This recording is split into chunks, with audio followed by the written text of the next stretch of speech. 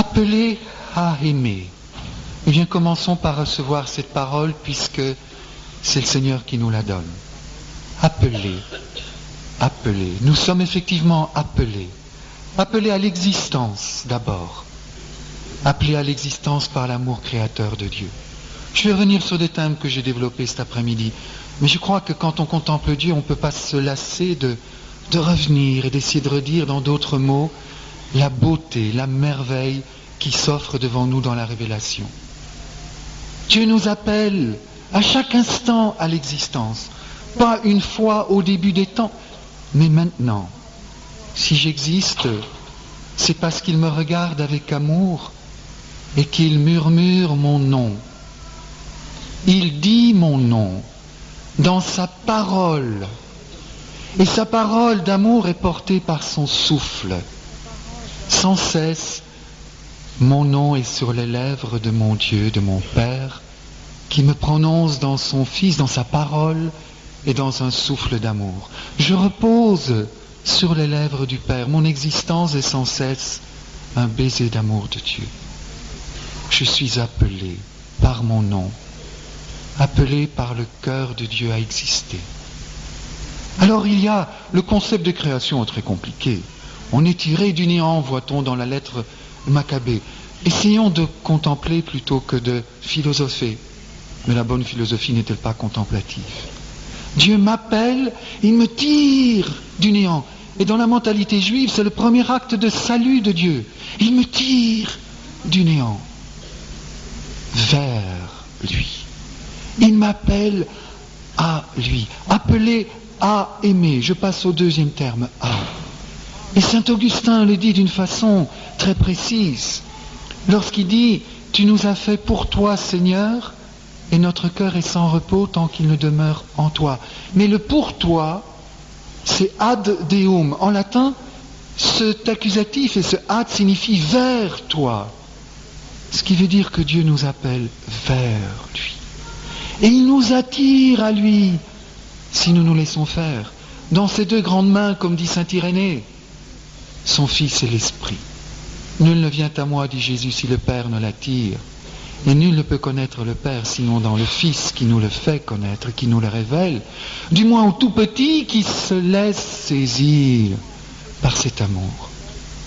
Dieu, à l'instant où nous parlons, où nous contemplons, Dieu m'appelle à l'existence, il m'appelle à lui, vers lui. Car son désir à Dieu, c'est de me serrer sur son cœur.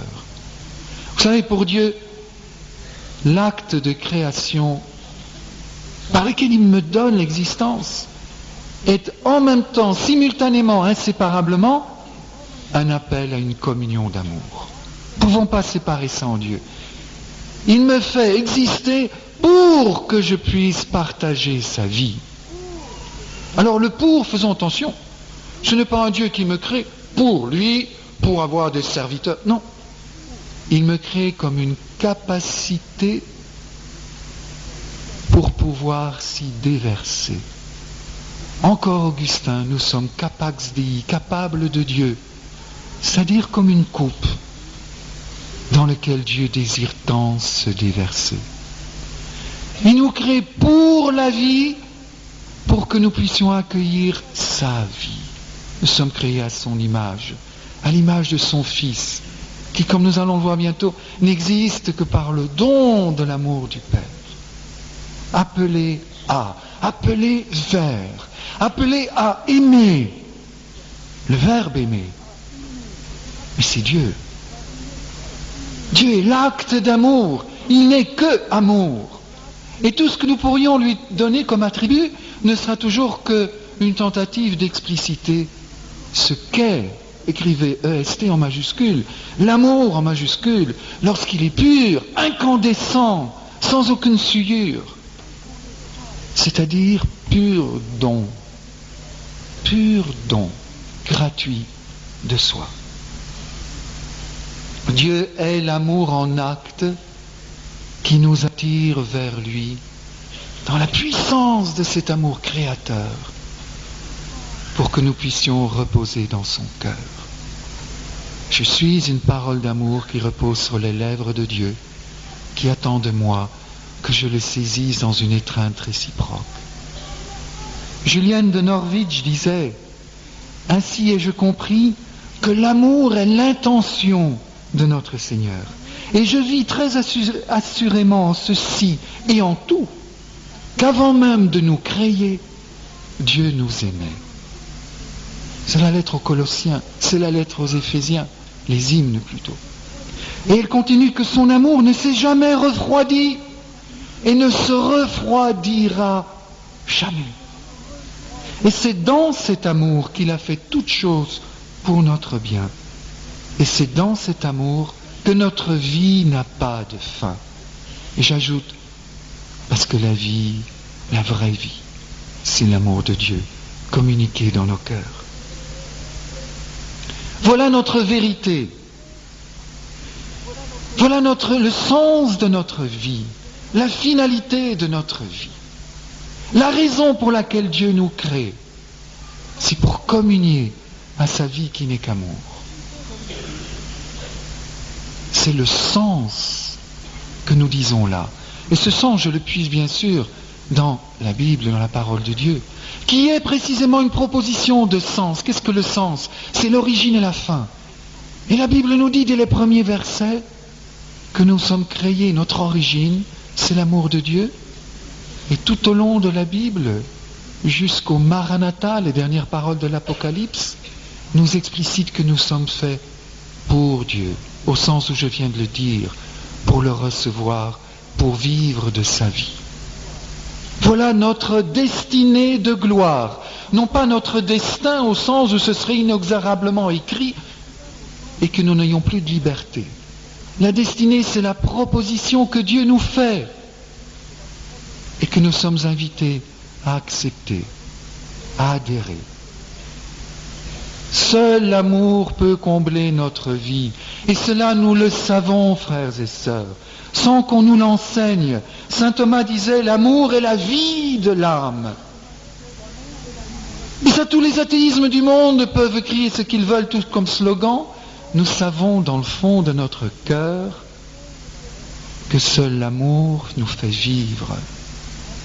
Encore Augustin, pardonnez-moi, amor meus, pondus meus, mon amour, l'amour que j'aurais accueilli dans ma vie, que j'aurais laissé traverser ma vie, voilà mon poids, pondus meus, mon poids. Mais mon poids au sens biblique du terme, kabot, c'est de l'hébreu là, la gloire de Dieu. La traduction littérale de kabot, c'est le poids de Dieu, la majesté de Dieu. Le poids de Dieu, c'est son amour. C'est beau, le poids de Dieu, c'est son amour. Et le poids qu'il jettera dans la balance de la justice, c'est son amour de miséricorde, pourvu que je le laisse faire, que je l'accueille.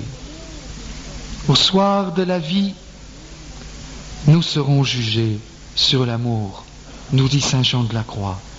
C'est-à-dire, nous serons pesés sur l'amour que nous aurons accueilli pauvrement, maladroitement, tout au long de notre vie.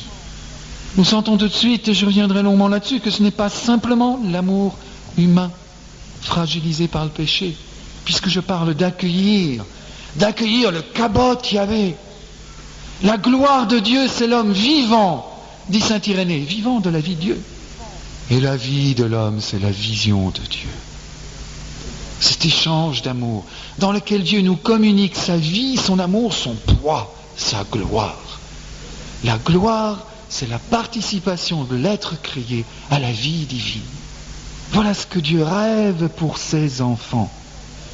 Et nous serons pesés sur l'amour que nous aurons accueilli. Nous sommes là pendant ce pèlerinage terrestre pour laisser dilater notre cœur, en accueillant toujours plus l'esprit de sainteté. Dans l'éternité, nous aurons pleinement ce que nous jouirons pleinement de l'esprit de sainteté, de la sainteté, de la vie de Dieu que nous aurons accueilli durant notre pèlerinage.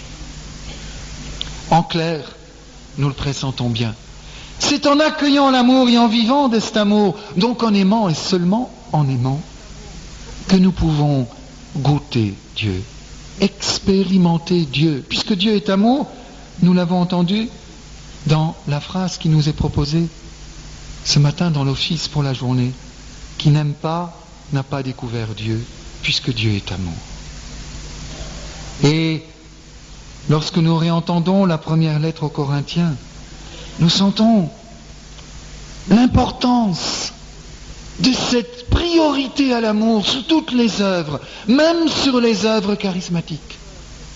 La lettre aux Corinthiens au chapitre 12, 13, 14, où Saint Paul exhorte à rechercher les dons les meilleurs, particulièrement la prophétie.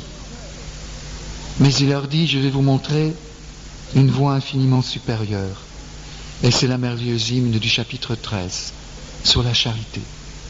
S'il me manque l'amour, je suis un métal qui résonne, une cymbale retentissante, même si je parle toutes les langues, celles des hommes et celles des anges. S'il me manque l'amour, je ne suis rien, même si j'ai les dons de prophétie, j'ai la science des mystères et de toute connaissance.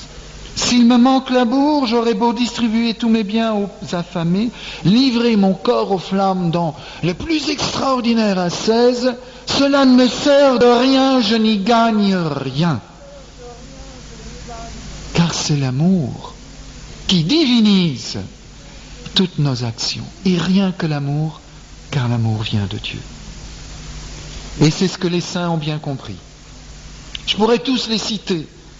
Contentons-nous d'écouter Sainte Marguerite Marie qui nous dit « Aimez et faites tout par l'amour, dans l'amour et pour l'amour.